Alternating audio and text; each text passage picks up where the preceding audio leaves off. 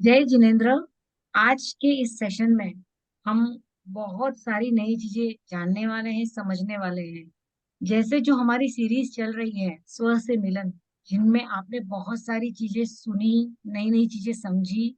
और जैसे जैसे हम नई नई चीजों के पास समझने की कोशिश कर रहे हैं, बहुत सारी चीजें, बहुत सारी जिज्ञासाएं बढ़ती जा रही है, बहुत सारे क्वेश्चंस बढ़ते जा रहे हैं। तो आज आज हम के सीरीज में हम कुछ ऐसे टॉपिक्स के साथ डिस्कस करेंगे। मे बी वो शायद बचपन से कहीं ना कहीं हमारे माइंड में आता ही होगा, है ना। हम जो आसपास देख रहे हैं, जो हमारे आसपास जो दुनिया है, कितनी बार हम बचपन में भी ये सोचते थे कि ये ऐसा क्यों है, हम यहाँ पर कैसे आए, ये कैसे बना, ये किसने सोचा तो ये चीजें बन गई। ऐसी बहुत सारी क्वेश्चंस हमारे माइंड में आते हैं। और जैसे जैसे हम समझ रहे हैं कि कहीं ना कहीं ये सारी चीजें हमारे ही विचारों का प्रतिबिंब, जैसे जैसे हम सोचते हैं वो चीजें आगे हमें दिखती जाती है, हमें नई नई चीजें समझ में आती है।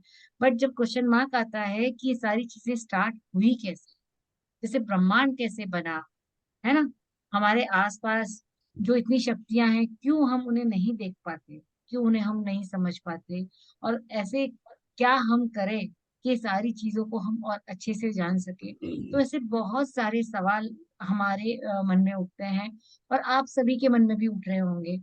और इसी सवालों के जवाब के लिए आज फिर से हमने बुलाया है। हमारे गेस्ट हैं अशोक जी कोठारी, जो हमारे मामा जी हैं। आप हमें बहुत सारा नॉलेज और बहुत सारा ज्ञान निस्वार्थ भाव से जो दे रहे हैं, उसके लिए थैंक यू सो मच सभी की तरफ से।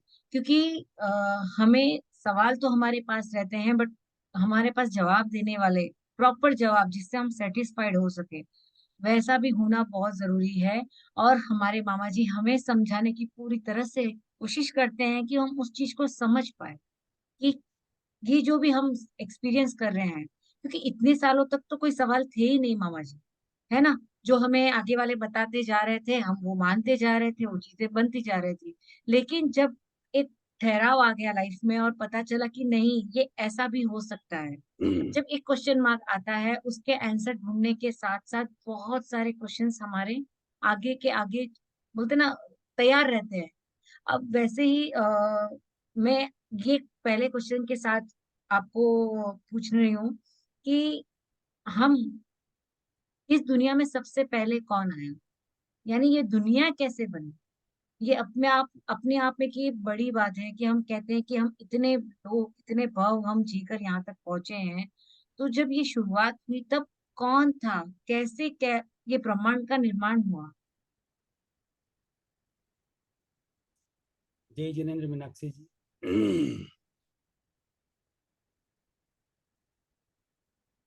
भूत भविष्य और वर्तमान काल के सर्व क्षेत्रों के सर्वज्ञानी भगवंतों को नमस्कार नमस्कार नमस्कार। आप सबके भीतर विराजमान परमात्मा को अत्यंत भक्ति पूर्वक अभेद भाव से बारंबार त्रिकाल नमस्कार नमस्कार नमस्कार। जय जिनेन्द्र, जय सच्चिदानंद, जय श्री राम जी, जय श्री कृष्ण जी। हरिओम, बम बम भोले, जय माता जी। अब ये आपने जो आज प्रश्न पूछा है ब्रह्मांड के बारे में, ब्रह्मांड कैसे बना, किसने बनाया, कब बना, राइट। हाँ मामा जी, क्योंकि अगर हमें पता होगा तो हम आगे किसी को, जैसे हमारे बच्चे हैं, नेक्स्ट जनरेशन है, साइंस इतना आगे चला गया है, लेकिन उसका जो बेस पॉइंट है, आध्यात्मिक में जाए तो अलग चीजें समझ में आ रही है, साइंटिफिक जाए तो अलग चीजें समझ में आ रही है, और बहुत सारी जब हम बुक्स भी रीड कर रहे हैं तो कुछ जवाब हमें सब जगह से अलग अलग मिल रहे हैं। तो हम ये जानना चाहते हैं कि आखिर ब्रह्मांड बना कैसे। इसमें हम सबसे पहले साइंस की बात करें, विज्ञान की बात करें। आज विज्ञान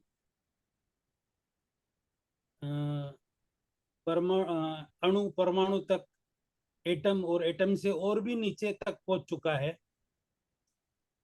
तो मतलब जितना भी नीचे, जितना भी सूक्ष्म में विज्ञान पहुंच चुका है, परमाणु से भी और जितने सूक्ष्म है।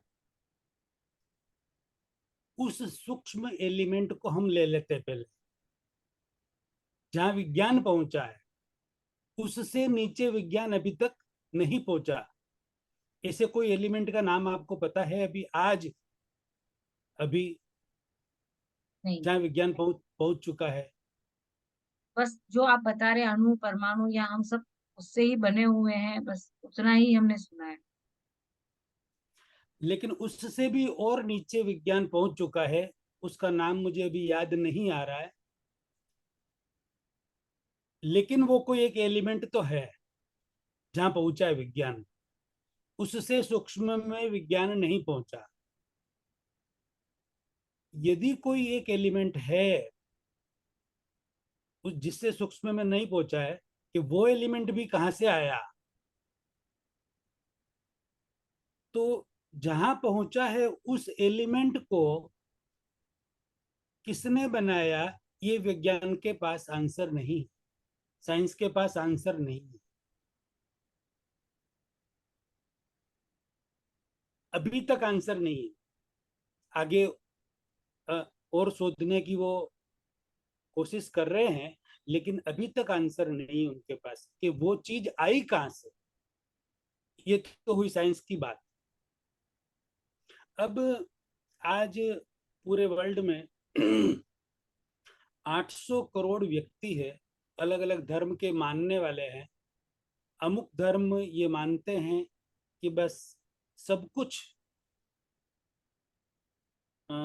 जो गॉड है उन्होंने ही बनाया है, जो भगवान है उन्होंने ही बनाया है। मैक्सिमम, यानी कि लगभग आप समझिए 750 या पौने 800 करोड़ लोग लगभग यही मानते हैं कि ये सारा वो भगवान का नाम अलग अलग तरीके से लेते होंगे, अलग अलग अपने अपने हिसाब से, लेकिन मानते हैं कि उन्होंने ही बनाया है और उन्हीं के हिसाब से सब कुछ चल रहा है, वो ही सब कुछ कर रहे हैं। उनकी मर्जी के बिना एक पत्ता भी नहीं हिलता, उनकी जो इच्छा होगी वही होगा, ऐसा वो मानते हैं। तो ये मानने के पीछे उनको पूछा जाए कि भाई, भगवान तो आपको प्यार करते हैं ना, प्रेम करते हैं आपसे, आपका भला चाहते हैं कि हाँ, तो फिर वो जो कुछ आप बोल रहे हो कि एक पत्ता भी नहीं हिलता, एक कण भी आगे पीछे नहीं होता भगवान की मर्जी के बिना, तो ये सुनामी कौन ला रहा है, भूकंप कौन ला रहा है, ये वोल्केनो जो विस्फोट होता है वो कौन कर रहा है, ये अतिवृष्टि अनावृष्टि कौन कौन कर रहा है, बाढ़ वगैरह ये जो आ रही है सब कौन कर रहा है, तूफान वगैरह आ रहे हैं वो सब कौन ला रहे हैं, कि वो सब भगवान ही कर रहे हैं। तो भगवान मतलब अच्छा भी कर रहे हैं और बुरा भी कर रहे हैं, ऐसा हो सकता है क्या? ऐसा जब हम छोटे चलो थे मान तो लिया। सुनते थे कि हाँ, जब भगवान शंकर को नाराज हो जाते हैं तो तूफान आ जाता है, जब ये भगवान नाराज हो जाते हैं तो बाढ़ आ जाती है, ऐसा हम बचपन में सुनते थे। मतलब ऐसा था कि अगर उनके इच्छा अनुरूप नहीं हुआ तो ऐसे हो जाता। लेकिन ये मैं भी नहीं मानती हूँ कि जैसे आपने बताया कि वो तो हमारे भगवान है, हमारे कहते हैं हमारे माँ बाप हमें दुख नहीं दे सकते, तो भगवान हमें क्यों दुख देंगे। कैसे दुख तो देंगे हमें भगवान? तो फिर एक बार चलो अपन मान लेवे कि चलो कि भाई आप कह रहे हैं, इतने लोग कह रहे हैं कि सब कुछ भगवान ही करते, चलो मान लिया भगवान करते, हम भी मान लेते हैं। लेकिन हम हमें कोई प्रश्न तो और खड़ा होगा ना, उसका भी तो उत्तर दीजिए आप। हमें प्रश्न खड़ा हुआ कि चलो भगवान, अच्छा भी भगवान ने किया, बुरा भी भगवान ने किया, जन्म भी भगवान ने दिया, पाला पोसा भी भगवान ने और मारा भी भगवान ने, और वापिस अपने आप में मिला भी लिया। लेकिन ये तो बताओ कि भगवान ने ये सब जो किया है, वो जो भगवान है वो कहां पर रहते हैं, उनका एड्रेस क्या, और वो उन भगवान को किसने बनाया? कोई चीज बिना बनाई बनती है क्या? बिना बनाई कोई चीज बनती है क्या? तो उसका जवाब उनके पास नहीं है। इसका आंसर उनके पास नहीं है। वो कहते कि उनके भगवान ने बनाया। अरे तो उनके भगवान ने, उनको किसने बनाया? ये मतलब अनआंसरेबल क्वेश्चन है, इसका कोई आंसर किसी के पास नहीं है। ये वैसा हो गया, मुर्गी पहले आई कि अंडा आया। मैं भी सेम बोलने हाँ, वाली थी। बस। तो वो वाली बात है। तो अब अमुक व्यक्ति, अमुक एक धर्म जो है, वह ऐसे मानते हैं कि ये पृथ्वी, पूरा ब्रह्मांड, पूरा लोक, उनका मानना ऐसा है, लोक और अलोक दो चीज है। लोक के अंदर 6 तत्व है, 6 तत्वों से ये लोक बना हुआ है। और अलोक के अंदर सिर्फ एक तत्व है, लोक की सीमा है, सीमा सहित है लोक। और अलोक जो है असीम है, उसकी कोई सीमा नहीं है, असीम है। तो लोक 14 रज्जु प्रमाण बना हुआ है। 14 रज्जु, एक रज्जु लाखों करोड़ों योजन का एक रज्जु, अलग अलग तरह के उसके माप है, वो होते हैं। उसको डिटेल में और कभी जानेंगे अपन, क्योंकि उसकी डिटेल अभी मैं बताने जाऊंगा तो पूरा घंटा ऐसे ही पूरा हो जाएगा। तो और 14 रज्जु तो ऊंचा, और 7 रज्जु चौड़ा। ऐसा एक, जैसे आदमी, व्यक्ति खड़ा हो ऐसे दोनों हाथ कमर पे रखकर, इस तरीके से लोक पूरा बना हुआ है, जिसको लोक कहते हैं। उस लोक के अंदर 6 तत्व है, और वह लोक और 6 ही 6 तत्व अविनाशी है, जिसका, अब एक एक छोटा सा मैं एक प्रश्न पूछूं आपको कि भाई, आत्मा विनाशी है या अविनाशी? आत्मा का नाश हो सकता है या नहीं हो सकता है? ऐसा हमने सुना है कि ना आत्मा का जन्म होता है और ना मरण होता है। आत्मा का नाश तो हो ही नहीं सकता, राइट? ट्रांसफर हो सकती है सिर्फ। हाँ। तो जिस एलिमेंट का नाश नहीं हो सकता, विनाश नहीं हो सकता, उसको अविनाशी कहते हैं। अविनाशी। तो जिसका विनाश नहीं होता, उसका क्रिएटर कौन हो सकता है? कौन बना सकता है उसे? ये कितनी बड़ी बात है। जो चीज मिटाई नहीं जा सकती, उसे बनाई भी तो नहीं जा सकती। और जो चीज मिटाई जा सकती है, उसे बनाई जा सकती है। ये साइंस से भी प्रूव होता है। जो चीज बनाई जा सकती है, उसे मिटाई जा सकती है। और जो मिटाई नहीं जा सकती, उसे बनाई भी नहीं जा सकती। आज विज्ञान इतना आगे बढ़ चुका है, लेकिन मनुष्य के अंदर जो ब्लड है, ब्लड की एक बूंद विज्ञान चाहे तो नहीं बना सकता। उसके समकक्ष जरूर बना सकता है, लेकिन ब्लड जैसा ही ब्लड बनाना है तो विज्ञान नहीं बना सकता। तो ये तो इतनी, बहुत सही बात है मामा जी। जैसे कि अगर बना सकते तो वो एनिमल जो भी हमारे जानवर हैं उसमें भी हमारी क्वालिटीज डाल देते, या हम में जानवर की क्वालिटीज डाल देते। लेकिन ये अब प्रकृति ने सबको चुनकर एक एक चीज, ऐसा भी नहीं किसी को कम ज्यादा, लेकिन सबको अपनी अपनी इम्पोर्टेंस के साथ बनाया है। और ये बहुत बड़ी बात है। जैसे अगर हम मनुष्य जीव में हैं तो हमारे पास सोचने की ताकत है, देखने की ताकत है। तो ये भी अपने आप में जैसे चमत्कार है कि इतनी सारी चीजों को सही टाइम पे सही जगह पर लेकर आना। अभी जैसे कोई बच्चा पैदा होता है तो उसे पता नहीं होता है कि मेरा किडनी काम कर रहा है या नहीं कर रहा है, मेरा लीवर काम कर रहा है या नहीं कर रहा है। बट प्रकृति और भगवान ने जो इसको कहते हैं ना इतनी अच्छी तरह से क्रिएट किया है कि जैसे ही हमारी सांसें चालू हो जाती है, सारे फंक्शंस बिना बोले सारी चीजें चालू हो रहे, चाहे वो मनुष्य का हो या किसी भी जानवर का हो या कोई भी इंद्रिय का हो। लेकिन ये भी अपने आप में बहुत सोचने वाली बात है कि ऐसे कैसे हो सकता है, क्रिएटर ये सारी चीजें कैसे क्रिएट कर किया होगा ऐसे सोचकर। तो अच्छा, एक एक विज्ञान सम्मत बात है कि मतलब कोई भी दो एलिमेंट मिलने से थर्ड एलिमेंट क्रिएट होता है, ये तो सही बात है। तीसरा एलिमेंट, तीसरा तत्व ही भाष्यमान होता है, वो दोनों उसके अंदर होते हैं लेकिन दिखता है तीसरा, ये फाइनल है। जैसे कॉपर और गोल्ड को मिलाया जाए, पहले कॉपर और गोल्ड दोनों अलग थे, दोनों को मिला दिया तो तीसरा एलिमेंट बन गया, बंगड़ी बन गई, चूड़ी बन गई, कुछ भी बन गया, लेकिन न तो वो कॉपर है न गोल्ड है, पूरा तीसरा एलिमेंट ही है। उसी तरह इस ब्रह्मांड में छह एलिमेंट है, सनातन शाश्वत छह एलिमेंट है, छह तत्व है। उस छह तत्व में एक तत्व सजीव है, बाकी सारे तत्व निर्जीव है। लेकिन जो एक तत्व सजीव है, जीव है, एक जीव है, बाकी सारे निर्जीव है, लेकिन जो निर्जीव भी है वो भी अविनाशी है, वो भी विनाश नहीं होते। क्या मैं ये ऐसा भी तत्व आपने, के नाम जान सकती हूँ कि वो तत्व क्या है? हाँ हाँ, बोल रहा हूं मैं। पहला तत्व है जीव तत्व, जो आत्मा हमारी खुद की जो है आत्मा।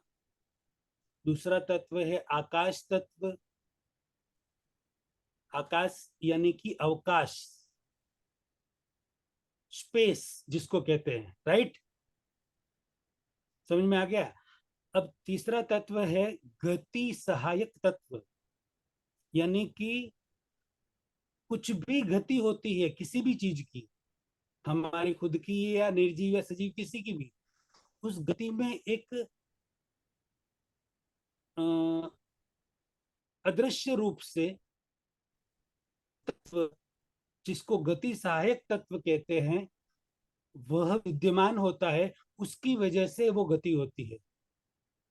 एक तत्व है स्थिति सहायक तत्व, यदि गति हो रही है और स्थिति सहायक तत्व न हो तो वो स्थित एक जगह खड़ा नहीं रह सकता, कायम गति ही होती रहेगी। और गति सहायक तत्व नहीं हो तो एक जगह ही खड़ा रहेगा, स्थिति सहायक, वो आगे पीछे हो भी नहीं सकता, राइट? एक तत्व है काल, समय, टाइम।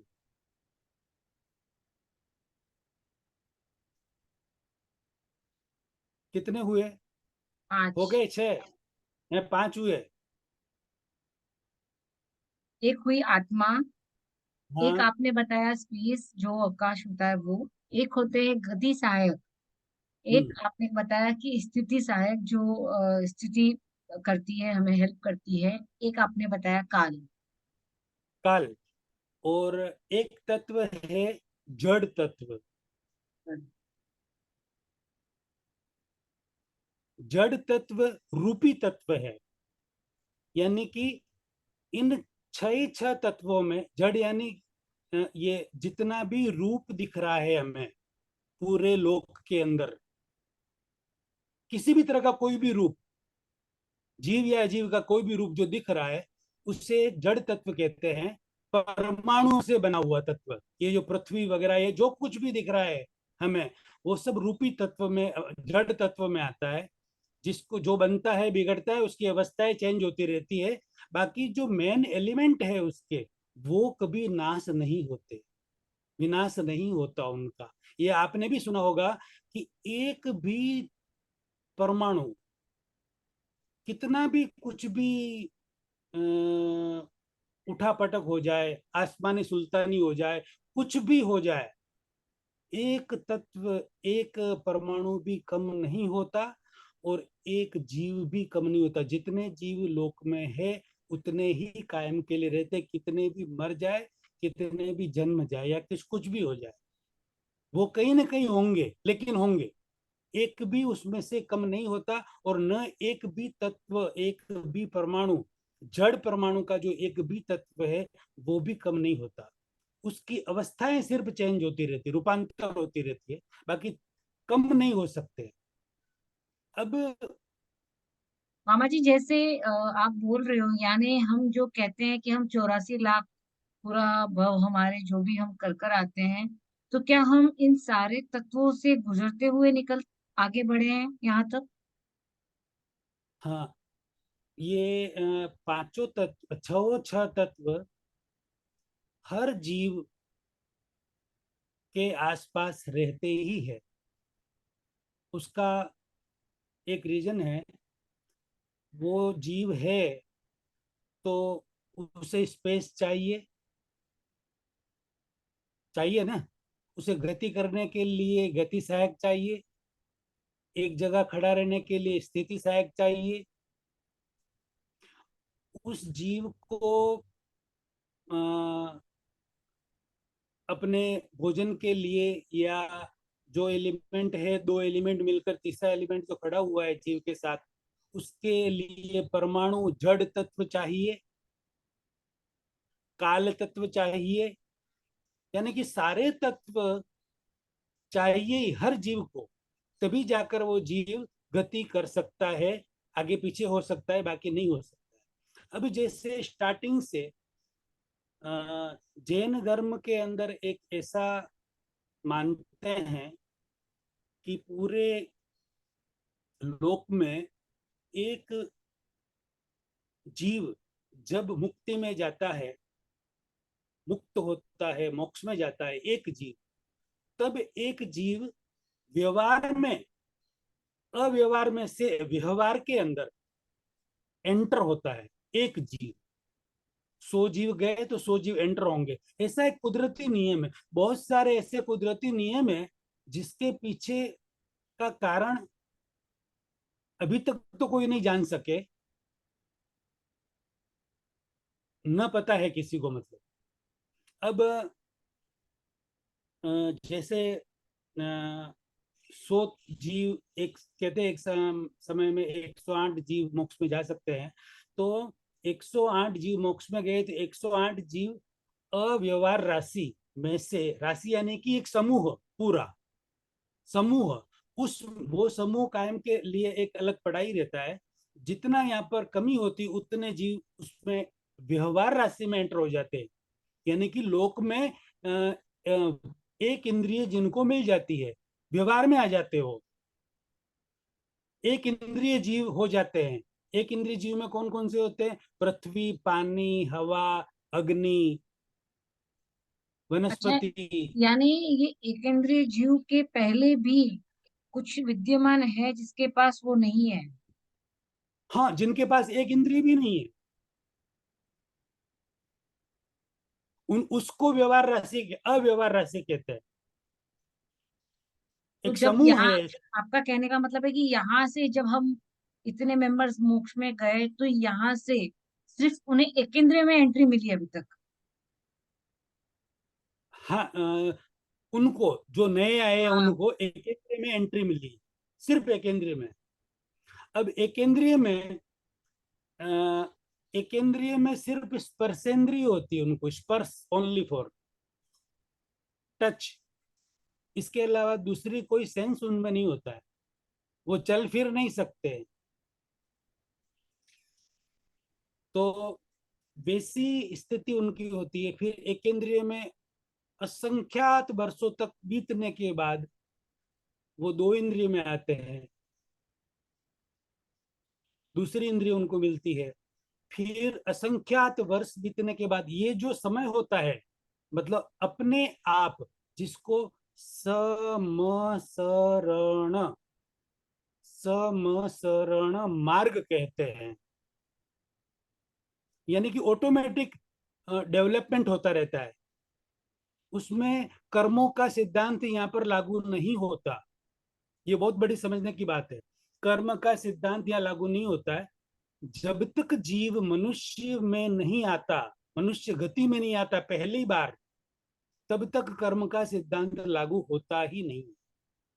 वो अपने आप डेवलप होता रहता है। फिर तीन इंद्रिय में आते हैं। तीन इंद्रिय में भी असंख्यात वर्षों तक रहने के बाद फिर चार इंद्रिय में आते हैं, मक्खी, मच्छर और ये मकोड़े वगैरह इस तरीके के 4 इंद्रिय, बिच्छू वगैरह ये तरह के जीव होते हैं, 4 इंद्रिय में आते हैं। और 4 इंद्रिय में भी असंख्यात वर्षों तक रहने के बाद पंचेंद्रिय जानवर गति, तिर्यंच गति में आते हैं। पंचेंद्रिय 5 इंद्रिय वाले, गाय, भैंस, कुत्ता, बिल्ली, गधा, हाथी, ऊंट वगैरह इस तरीके के जो 5 इंद्रिय, मछली, मगरमच्छ, जलचर, थलचर और नभचर, पशु पक्षी सारे होते हैं। जलचर जल में रहने वाले, स्थल में रहने वाले और नभ में रहने वाले, सारे इस तरीके के जो 5 इंद्रिय वाले जीव होते हैं उसमें आते हैं। और ऐसे में भी संख्यात वर्षों तक रहने पर जीव का डेवलपमेंट होता होता वो मनुष्य में आता है। और मनुष्य में कैसे आता है? डायरेक्ट मनुष्य नहीं बनता है। जैसे उत्क्रांतिवाद का जो सिद्धांत है ना, डार्विन का, पहले बंदर था, फिर तो हम ग्राफ देखते हैं कि वो कैसे हाँ, बढ़ता है आगे। आगे आगे बढ़ता रहता है। जैसे बंदर थोड़ा खड़ा हुआ, फिर खड़ा हुआ, फिर ऐसे करके खड़ा हुआ, फिर एकदम मनुष्य जैसा बन गया। तो ऐसे आदिवासी आज भी मानव बख्शी मनुष्य हमारे पृथ्वी पर आज भी है, जो न वो मनुष्य जैसे दिखते हैं, मनुष्य जैसे दिखते हैं, लेकिन जानवर ही है। वो जानवर गति की है। वो मनुष्य मनुष्य को देखते ही मनुष्य को खा जाते हैं, जिसको मानव बख्शी कहते हैं। ऐसा आप गूगल पर ढूंढना तो भी मिल जाएगा। तो वैसे वहां तक वो आते हैं। उसके बाद पहली बार मनुष्य में जीव आता है, मनुष्य गति के अंदर आता है, तो भी वो डेवलप नहीं है। मनुष्य में आने पर मनुष्य का डेवलपमेंट का जो वो स्टेज है, उसके जो लेयर है वो 14 लाख लेयर है। मनुष्य में आने पर भी 14 लाख लेयर। अभी आप और हम जो बात कर रहे हैं ना, ये जो बातें हो रही ना, ये बातें एकदम जो क्रीम होता है ना, क्रीम, क्रीम कितना होता है? पूरी इतनी बड़ी मटकी के अंदर छाछ और ऊपर क्रीम इतना सा, इतना ही होता है ना क्रीम, तो पूरी छाछ ही होती नीचे। इतना हम्म। सब दही बिकेंगे तो इतना सा क्रीम निकलेगा, बाकी पूरी छाछ ही छाछ। तो जो क्रीम होता है ना, वो हम है। अभी ये सुनने वाले जो भी है, ये बात कर रहे हैं जो भी, ये इतनी डीप लेवल की जो बातें हैं, वो क्रीम जो एकदम है जीव, वही पा पाएंगे, बाकी दूसरे नहीं पा सकते, क्योंकि उनका डेवलपमेंट उतना है ही नहीं। वो ये चीजें सुन भी नहीं सकते, समझ भी नहीं सकेंगे। हम किस लेवल में आ गए, हमारे जैसे, या हम 13.5 लाख मनुष्य के जो वो लेयर है ना, वो पार कर चुके हैं हम, इसलिए ये बातें सुन पा रहे हैं। मामा जी, कहीं साढ़ा ना तेरह कहीं ये भी सारी जो हमारे क्रिएटर है, जो हम रचयिता कह सकते हैं, जिन्होंने ये सब बनाया है, उन्होंने ही ये सारा फॉर्मेट रेडी किया होगा कि धीरे धीरे इतने इतने लोगों की चेतना जगेगी, ये लोग समझ पाएंगे वो, और आगे लोगों को लेकर जाने में मदद करेंगे।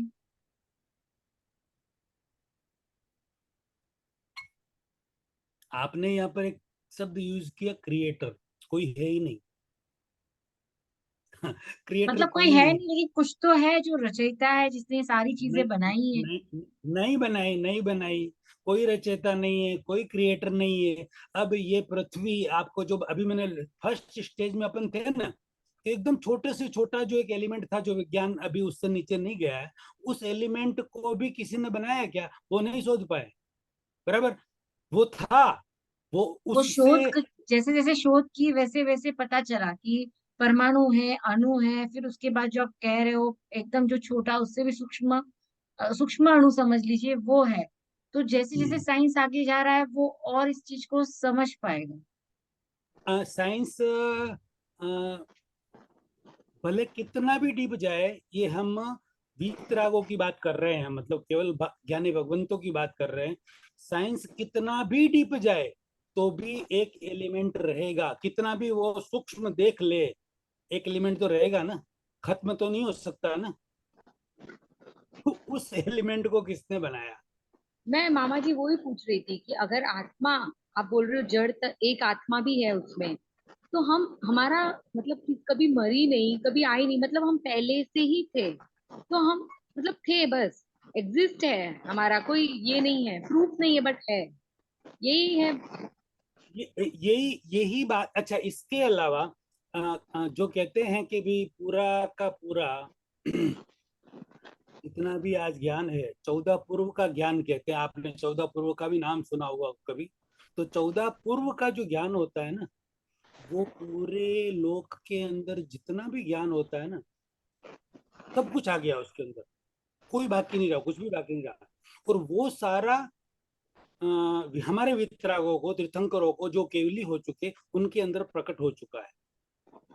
तो वो केवल ज्ञान, नाम कैसा है? सिर्फ ज्ञान, केवल ज्ञान। नाम के अंदर ही कितना बड़ा महत्व है। उनके अंदर ज्ञान के अलावा कुछ है ही नहीं। तो उनको सब कुछ, यानी कि अब उनको बताऊं, केवल ज्ञान का एक छोटा सा अर्थ बताऊं आपको, कि एक जो अ,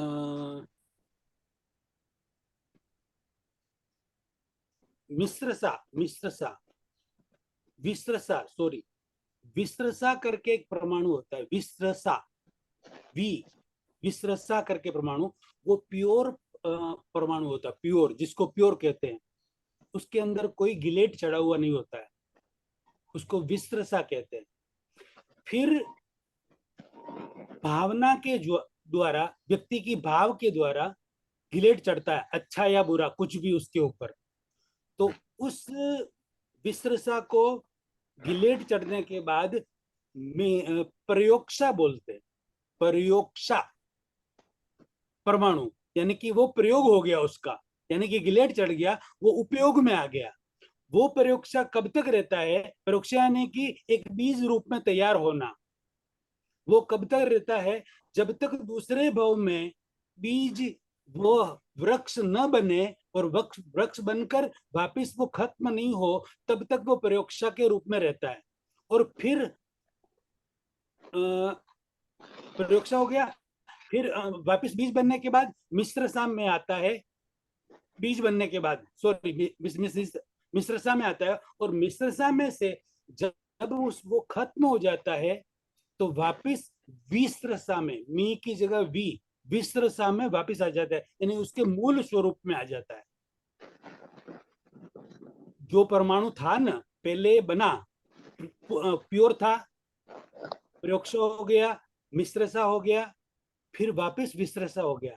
इस तरीके से सिर्फ ये पूरा साइकिल चलता रहता है, उस परमाणु का साइकिल पूरा चलते ही रहता है, यानी कि उसका अंत नहीं है कहीं भी। ये पृथ्वी या ये जीव किसी ने कभी बनाया नहीं। अब जो हम ये कह रहे हैं कि ये 24 में हम अभी जी रहे हैं, इस काल में जी रहे हैं, तो हमारा जीवन तो 60 70 80 100 साल का। उसके पहले पार्श्वनाथ के समय में भी यही था, और नेमिनाथ भगवान के समय में, नेमिनाथ के समय में उनके आगे 500 हजार हजार साल के जीवन थे, 5 5 हजार 10 10 हजार मामा के जी, जीवन थे। मैंने कल ही एक पढ़ा था कि कहीं पर आज भी ऐसे ऐसे लोग हैं जिनकी उम्र 150 साल 180 साल है, और वो अच्छी तरह से अपना जीवन जी रहे हैं। हो सकता है, हो सकता है, हो सकता है। उसका रीजन है कि जीवन जो है, हमारा जीवन जो है, वो वर्षों के ऊपर, दिनों के ऊपर डिपेंड नहीं है। हम जितने शांत हो जाएंगे ना, जितने हमारे क्रोध मान माया लोभ शांत हो जाएंगे, कम हो जाएंगे, तो हमारे श्वास बढ़ेंगे। मतलब श्वास का काउंट बढ़ेगा। मतलब श्वास हम कम लेंगे, तो श्वास का सेविंग बढ़ेगा, काउंटिंग सेविंग बढ़ेगी उसकी। तो जितनी सेविंग बढ़ेगी, उतने वर्ष हमारा आयुष्य बढ़ जाएगा, अपने आप बढ़ जाएगा। अब जैसे हम किसी के ऊपर नॉर्मल है अभी, तो हमारा श्वास देखिए क्या स्थिति है, और नॉर्मल है, क्रोध करेंगे तो उस समय हमारी क्या स्थिति होगी? तेज हो जाती है। मतलब लगभग डबल हो जाता है। अच्छा, वैसा ही माया में भी होता है। मान में भी होता है, लोभ में भी होता है, कषाय में कपट में भी होता है, झूठ चोरी अन्याय में भी होता है। श्वास बढ़ जाते हैं, यानी कि हम हर तरह से नॉर्मल वे में रहे तो हमारे श्वास बहुत कम हो जाते हैं, बहुत कम हो जाते हैं और कम हो जाते हैं। जैसे जैसे व्यक्ति का डेवलपमेंट बढ़ता है वैसे श्वास उसके बहुत कम यूज होते हैं, और कम यूज होने में, जितने कम यूज हुए उतनी आयुष्य उनका बढ़ गया। हाँ मामा हमारा जी, आयुष्य क्योंकि जितने भी लोग थे वो तीन चार पांच जो भी मैंने देखे, उनका एक यही था कि वो एक तो उनका जो खाना था, मतलब इसमें से एक दो तो बिल्कुल भी कोई मसाला यूज नहीं कर रहे, कुछ भी यूज नहीं कर रहे। सेकंड, वो योगा और अपने आप को ध्यान में ज्यादा रख रहे हैं। तो शायद इन सब चीजों से हटने के लिए, या जो आप बोल रहे हो वही चीजें को अपने उन्होंने साथ में रखा है, इसके लिए वो इतनी लंबी आयु तक जी रहे हैं।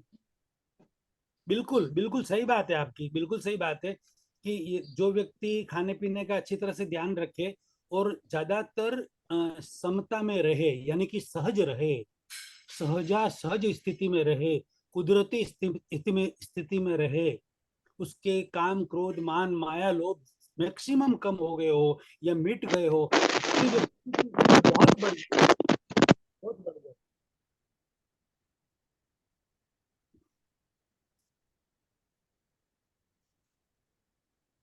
तो मामा जी, और आप कोई बोल रहे हो प्रश्न? कि एक लोक आपने बताया, एक जो नीचे वाले लोक में जिसमें बहुत सारे ये हैं, तो जो हम कहते हैं कि हमारे देवी देवता है या हमारे तीर्थंकर है, हमारे जो भगवान अभी तक, अभी जो जैसे साधु साध्वी ने जो सब चीजें छोड़ दी है, तो क्या उन्हें डायरेक्ट रास्ता मिल गया वहां पर जाने का, डायरेक्ट टिकट?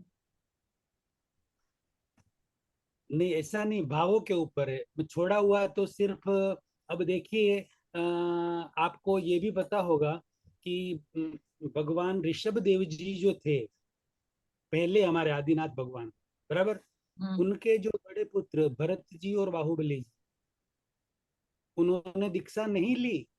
दीक्षा लेने से ही मोक्ष होगा ऐसा नहीं है, दीक्षा ली नहीं। और आदिनाथ भगवान की माता मोरा देवी माता, उन्होंने भी दीक्षा नहीं ली। वो तीनों माँ और दोनों बड़े बेटे बिना दीक्षा लिए मोक्ष में गए। यानी कि कपड़े चेंज करने से नहीं है, भाव को चेंज करने से है। सब कुछ भावों पर है। अच्छा। तो जो जैसे हमारे, आपने कहा जब उनके भरत क्षेत्र, तो ये जो भरत क्षेत्र है जहाँ पर हम सब अभी रह रहे हैं, है ना, तो हमें हमारा आगे का कैसे हम डिसाइड करेंगे, या हम क्या करेंगे कि हम इससे और आगे बढ़े? अब ये क्षेत्रों का भी थोड़ा सा बात कर लेते हैं, क्षेत्र के ऊपर भी। अ, मनुष्य जहाँ कर्म क्षेत्र जिसको बोलते हैं, जहाँ कर्म करके व्यक्ति मनुष्य आगे बढ़ता है, ऐसे 15 कर्म भूमियां हैं, टोटल 15 कर्म भूमि है। 15 कर्म भूमि में 5 कर्म भूमि है भरत क्षेत्र, जिनको भरत क्षेत्र कहते हैं। उसमें से एक हम जो रह रहे हैं अभी, वो पूरा भरत क्षेत्र है, यानी कि पूरी दुनिया हमारी वो एक भरत क्षेत्र है। ऐसी 4 दुनिया और है जिसको हम 5 भरत क्षेत्र कहते हैं। वैसी की वैसी 5 दुनिया और है, उसे एरावत क्षेत्र कहते हैं। यानी कि 5 ये और 5 वो, 10। और 5 दुनिया वैसी की वैसी और है जिसे पंच महाविदय क्षेत्र कहते हैं, महाविदय क्षेत्र। तो भरत क्षेत्र और एरावत क्षेत्र में 10 में काल अप डाउन होता रहता है। पहला आ रहा, दूसरा आ रहा है, जैसे सनातन धर्म में कहते हैं कि द्वापर युग, त्रेता युग, सत्य युग, कल युग, इस तरीके की युग बोलते हैं। जैनियों में होता है पहला आ रहा, दूसरा, तीसरा, चौथा, अभी पांचवा, अभी पांचवा पांचवा आ चल रहा रहा है। है। हाँ, अभी पांचवा चल रहा है। पांचवा 21,000 का है, छठा वापिस 21,000 का है। फिर छठे से वापिस उल्टा चलेगा। अभी अवसर्पिणी चल रहा है, फिर उत्सर्पिणी चलेगा, अर्धकाल चक्र पूरा होगा 6 तक, फिर उत्सर्पिणी चलेगा वापिस। तो फिर छठे से वापिस छठा ही आएगा, फिर पांचवा आएगा, फिर चौथा आएगा। चौथे आने पर पहले तीर्थंकर का जन्म होगा वापिस यहाँ पर इस परिक्षेत्र में। इस तरीके से पांचों पांच भरत क्षेत्र और पांचों ऐरावत क्षेत्र में ये सारा सिस्टम चलता है। 24 तीर्थंकर होते हैं चौथे और तीसरे आरे में, चढ़ते हुए तीसरे और चौथे में, उतरते हुए चौथे और तीसरे में। इस तरीके से 24 तीर्थंकर, एक काल चक्र में 48 तीर्थंकर होते हैं टोटल। अब जो 5 महाविद्य क्षेत्र है वहां पर कायम के लिए चौथा आरा रहता है, कायम के लिए चौथा आरा रहता है, वहां पर चेंज होता ही नहीं है। वहां कायम के लिए सतयुग ही है, और वहां पर कायम भगवान वीतरागी अरिहंत भगवान कायम विराजते ही है। वहां पर कम से कम आज की तारीख में भी 20 अरिहंत भगवान साक्षात विराज रहे हैं। यदि हमें साक्षात जैसे मूर्तियों मंदिर में जाकर हम भगवान के दर्शन करते हैं, हमें कितनी खुशी होती, कितना आनंद मिलता है अभी यहाँ पर भी। और यदि साक्षात भगवान के दर्शन करने मिल जाए तो कितना आनंद होगा। साक्षात भगवान जो हमसे बात करेंगे अच्छी तरह से, हमें आशीर्वाद देंगे, यानी हमें ऊपर जो दुनिया उठाएंगे। यहाँ पर है वैसी दुनिया वहां पर भी है, विद्यमान है अभी भी। अभी है, आज है, अभी है। और बहुत सारे प्रूफ प्रूफ है अभी हमारे पास यहाँ पर, कि ऐसे ऐसे महापुरुष हो गए हैं अभी इसी काल में, जिनका अनुसंधान भगवान सिमंदर स्वामी के साथ है। और वो वहां पर जा सकते हैं, आ सकते हैं, उनसे बात कर सकते हैं, उनसे पूछकर वापस आ सकते हैं। ऐसी सिद्धियां उनके पास है, मतलब आध्यात्मिक सिद्धि। तांत्रिक, मांत्रिक, यांत्रिक नो, सिर्फ आध्यात्मिक सिद्धि। बाबा जी, पहले किसी एक सेशन में आपने कहा था कि जो सिद्ध भगवान है वो चमत्कार कर सकते हैं बट नहीं करते। नहीं, सिद्ध नहीं, तीर्थंकर। अच्छा। हाँ, तीर्थंकर हाजिर होते हैं, उनके 4 कर्म, घाती कर्म नष्ट हो गए होते हैं। और जो आत्मा का घात नहीं करते, 4 कर्म बाकी होते हैं, आयुष्य पूरा होने के बाद फिर वो सिद्ध होते हैं। और सिद्ध होने के बाद तो कुछ भी नहीं होता, उनके सारे कर्म पूरे हो गए, सिद्ध भगवान हो गए। जो तीर्थंकर होते हैं वो चाहे तो जैसा चाहे वैसा चमत्कार वो कर सकते हैं, जो चाहे सो कर सकते हैं, लेकिन वो नहीं करते। क्यों? कि वो भी एक प्रकृति के नियम में है, कुदरती तो नियम के वो अंदर। हमारे जो हम 24 तीर्थंकर हैं हमारे, तो वो सिद्ध शिला पर आगे विराजमान है। बिल्कुल, वो 24 तीर्थंकर सिद्ध शिला पर विराजमान है, और वो सिद्ध हो चुके। यदि अभी हम कहें कि नमो अरिहंताणं, अरिहंत कौन है, तो उनको अभी किसी को भी पूछा जाएगा तो सब यूं ही कहेंगे कि भगवान महावीर स्वामी को या 24 तीर्थंकरों को नमो अरिहंताणं नमस्कार कर रहे हैं। लेकिन वो नहीं है, वो तो सिद्ध हो चुके। उनके समय में वो अरिहंत थे, आज से 2600 साल पहले।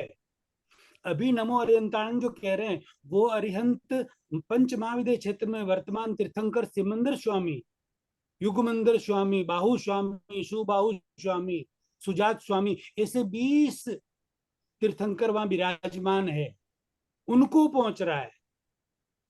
वो अरिहंत है, आज तीर्थंकर है हमारे। और हम अरहत वंदना करते हैं, जैन जो भी करते हैं सारे, सब फिरकों के। तो सिमंदर स्वामी अरहत वंदना यानी कि अरिहंतों की वंदना।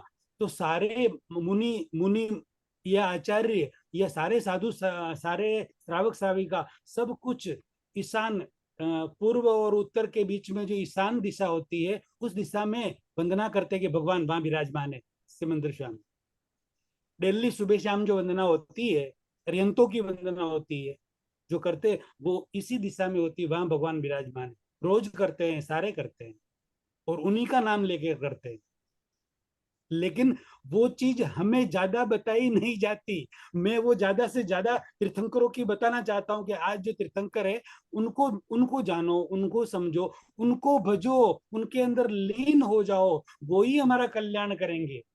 जो सिद्ध मोक्ष में चले गए 24 तीर्थंकर, उन सबके मंदिर बने हुए हैं, हम उनकी मालाएं गिन रहे हैं, जा रहे हैं, पूजा कर रहे हैं, सब कुछ कर रहे हैं, लेकिन उनसे वो हमारा कुछ नहीं कर सकते। वो हमारा क्यों? कि उनके अंदर राग और द्वेष कुछ है ही नहीं, मतलब उनके अंदर कोई वृत्तियां ही नहीं वो हमारा कुछ कर सकती है। हाँ, उनका नाम लेने से बहुत अच्छे पुण्य का बंधन होता है, और वो पुण्य हमें आगे काम आएगा। लेकिन यदि हमें आत्मिक उद्धार करवाना है, हमारा कल्याण करना है, हमें मोक्ष में जाना है, हमें केवल ज्ञान प्राप्त करना है, तो यहाँ पर इस भरत क्षेत्र में 81,000 साल तक, अभी 81,500 साल तक कोई तीर्थंकर आने वाले नहीं है, तब तक हम भटकते ही रहेंगे। मामा जी, और आपने जब यदि काल की बात की है तो अभी अभी हम समय को ऐसे देख रहे हैं, लेकिन कहीं कहीं यही समय बहुत फास्ट भी हो रहा है।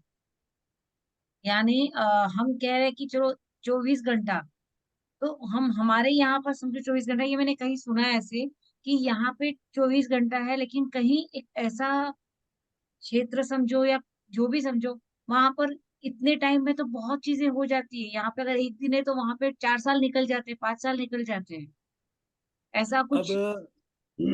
आपने सुना होगा, आपकी बात सही भी हो सकती है, मुझे नहीं पता, मुझे उसका अनुभव नहीं है।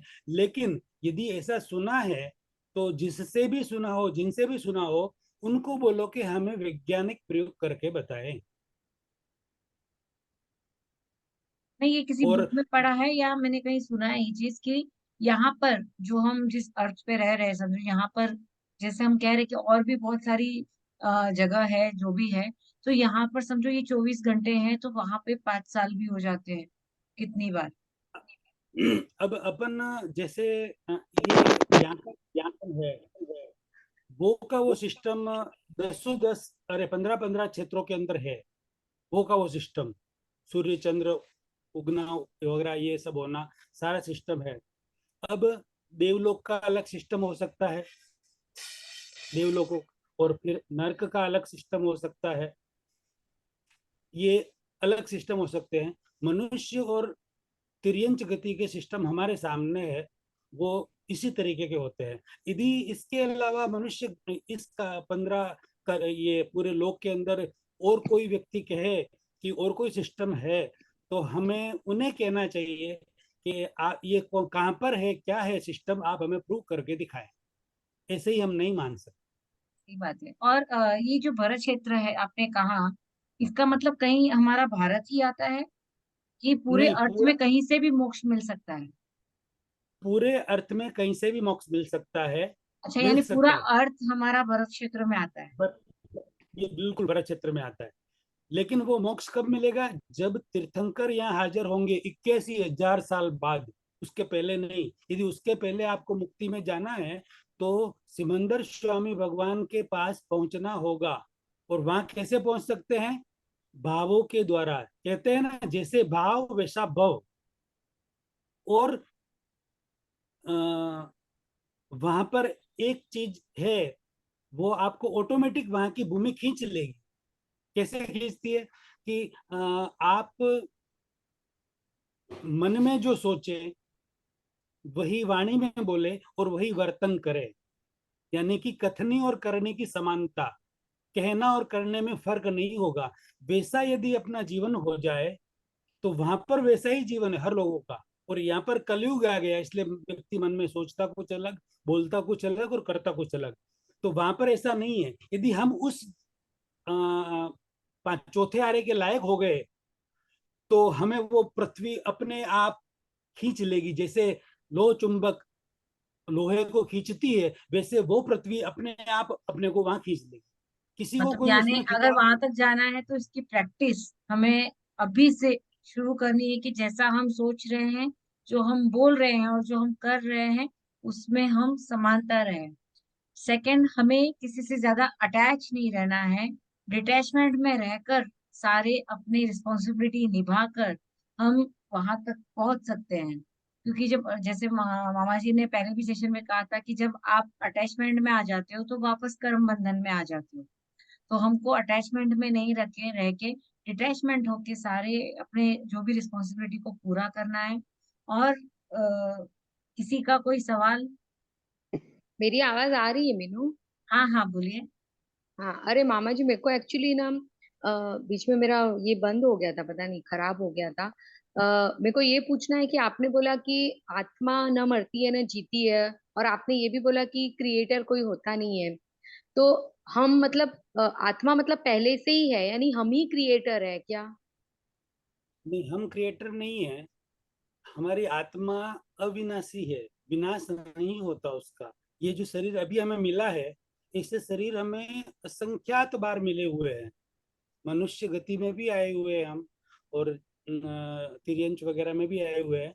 तो ये जो एक खाली अवस्था चेंज होती रहती है, मतलब मनुष्य है, कभी जानवर है, कभी क्या कभी क्या कभी क्या, कभी देवलोक कभी क्या, ये अवस्थाएं चेंज होती रहती। हमारी आत्मा है वो की वही है। इस आत्मा कभी खत्म नहीं हो सकती, आत्मा अविनाशी है, ये 100% है मतलब। मामा जी जैसे शीला बोल रहे हैं, वैसे भी यही मेरा भी थॉट है कि अगर कोई किसी ने नहीं बनाया तो हमने ही अपना स्वरूप खुद रचा है। नहीं, ऐसा नहीं है, ऐसा नहीं है। न तो कोई रचने वाला है और न हमने रचा है। अपने मामा जी, आप अगर अगर कोई क्रिएटर नहीं है, तो जब हम हमारी आत्मा ने पहले हमने ही डिसाइड किया होगा कि हमको इस दुनिया में आना है, हमको ये सब खेल खेलना है। तो अगर क्रिएटर नहीं है तो हमने किसी ने तो सोचा होगा, अगर क्रिएटर नहीं है तो हमने सोचा। हमारे ऊपर कोई नहीं है, अगर हम ही हैं, हम ही आए हैं, हमसे पहले कोई अस्तित्व ही नहीं है, हमारा ही अस्तित्व सबसे पहला है। तो मतलब ये पूरा खेल भी हमने ही रचा, हमने ही सोचा कि हमको इस दुनिया में आना है, ऐसा है। और नहीं, फिर ये ऐसा नहीं खेल है। वेल के वापस हम ही निकल रहे हैं। नहीं, ऐसा नहीं है। ये एक अलग तरह के जो व्यक्ति है वो मानते भी है कि भाई भगवान ने ही भगवान के एक अंश के रूप में हमें भेजा है, और वापस मरने के बाद वो हमारे भगवान यानी हम कि वो उसमें ही खुद भी मिलने वाले हैं वापस फिर से। मिलने वाले हैं। तो भाई, जो हम आपके अंदर थे वो क्या बुरे थे, जो आपने अपना एक अंश निकाल के नीचे गिराया, उसको सुख दुख भुगतने के लिए, वो आपके अंदर था, वो क्या बुरा था? तो ये हाँ, ये सुख भी दुख सही। भुगतने के लिए क्यों भेजा? क्यों ये बात। भेजा आपने? ऐसा नहीं है, ऐसा नहीं है। अच्छा, मामा व्यक्ति जी का मतलब मैंने शायद भगवत गीता में या कहा तो पढ़ा था कि ये उनकी एक लीला थी, उनको अपने अलग अलग जो अपनी सोच थी उसको रूप देने के लिए उन्होंने ऐसी संरचना की, ऐसा सुना।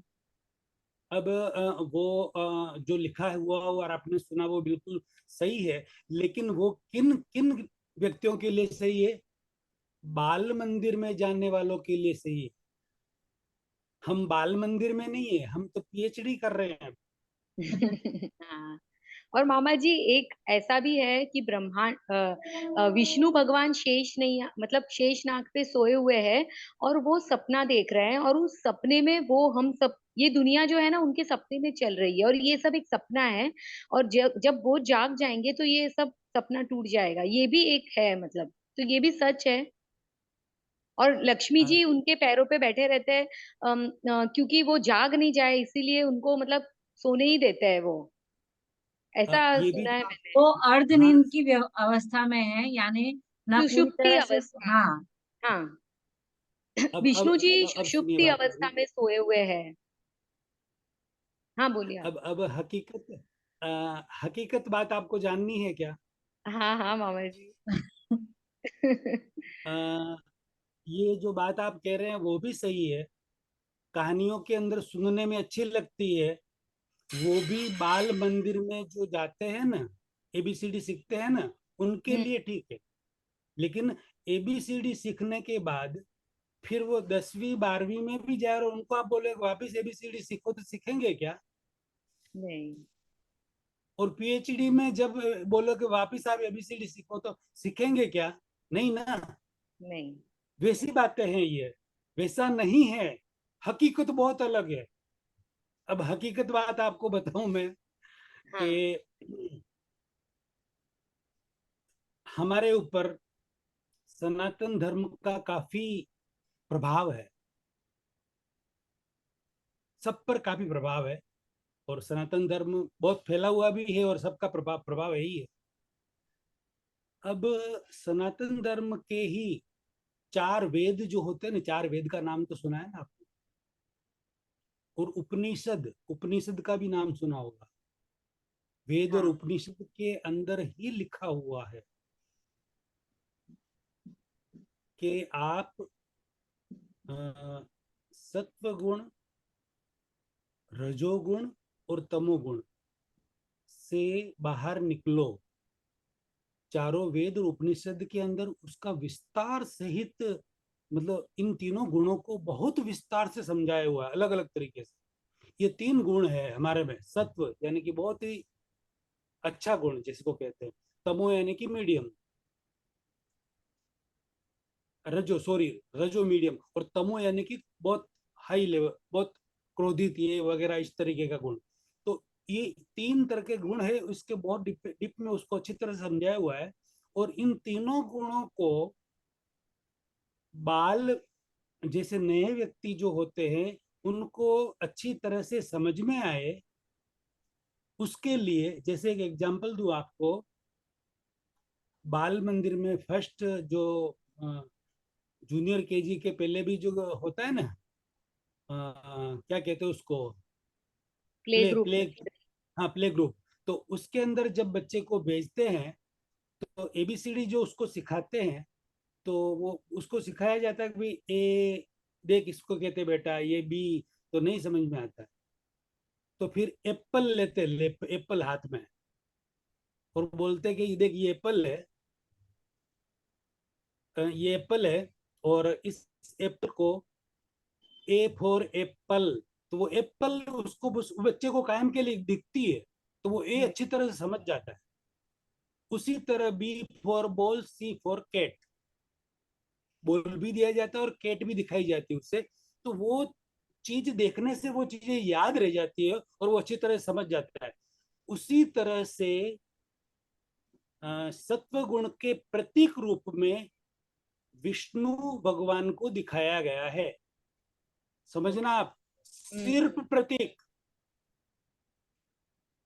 और रजोगुण के प्रतीक रूप में ब्रह्मा जी को दिखाया हुआ है, ब्रह्मा भगवान को। हम्म। और तमो गुण के प्रतीक के रूप में शिव जी, शंकर को हम्म। दिखाया हुआ है, हम्म। सिर्फ और सिर्फ प्रतीक के रूप में। यानी कि ये हकीकत है। अब ये जो वीडियो अभी आप सुन रहे हैं, हजारों लाखों करोड़ों लोग सनातनी भी सुनेंगे, वो प्लीज, मैं 3 बार प्लीज बोल रहा हूं, क्यों कि आपकी आस्था पर ठेस न लगे, इसलिए मैं आप सबसे माफी चाहता हूं। और आप अपना जो आस्था बनी हुई है उसे बनाए रखें, और आप अपने 4 वेद के अंदर और उपनिषद के अंदर अच्छी तरह से उसे पढ़ें, समझें कि ब्रह्मा, विष्णु और महेश क्या है। वो सिर्फ प्रतीक है, ओनली फॉर प्रतीक। अब आपने शालिनी जी जो पूछा सवाल, उसका उत्तर आपको मिल गया। हाँ मामा जी। ये स्थिति है, मतलब ये हकीकत है। हाँ, थैंक यू। और वो जो अभी मतलब ब्रह्मा विष्णु महेश वो सब है, उनकी कहानियां वगैरह भी है, वो सब हाँ। हकीकत है वालों के लिए, एबीसीडी वालों के लिए वो भी जरूरी है। हाँ। डेवलपमेंट के लिए तो जरूरी है ना वो चीजें। राइट। कोई चीज गलत सा हम नहीं कह सकते। थैंक यू सो मच मामा जी। इस टॉपिक को भी हम वापस से आगे और कंटिन्यू करेंगे कि ये सारी चीजें, ये सारे डाउट्स कहीं ना कहीं हम क्लियर करें। कोई छोटा कोई बड़ा नहीं है, कोई अमीर कोई गरीब नहीं है। सिर्फ और सिर्फ समझने का तरीका, हमारा नजरिया, वो हमें अच्छे से समझना है कि जो हम देख रहे हैं, जो हम समझ रहे हैं, वो क्या है। और जैसे मामा जी ने कहा कि अपनी कथनी और करनी में जब हम समानता लेकर आ जाएंगे, जो प्रैक्टिस हम शुरू कर देंगे, तो स्वर्ग में एक सीट खाली है, हमारा नंबर भी लग सकता है। तो आप सभी इसी तरह जुड़े रहिए। आपके भी सारे सवाल, जो भी सवाल है, आप हमें भेज सकते हैं। हम पूरी कोशिश करेंगे कि आपके जवाब को हम कहीं ना कहीं से, मामा जी के माध्यम से, हम वो ढूंढ कर लेकर आए। तो आज के लिए इतना ही। फिर से जल्दी मिलेंगे। तब तक के लिए धन्यवाद। Thank you so much. Thank you. जी जी, धन्यवाद। Thank you.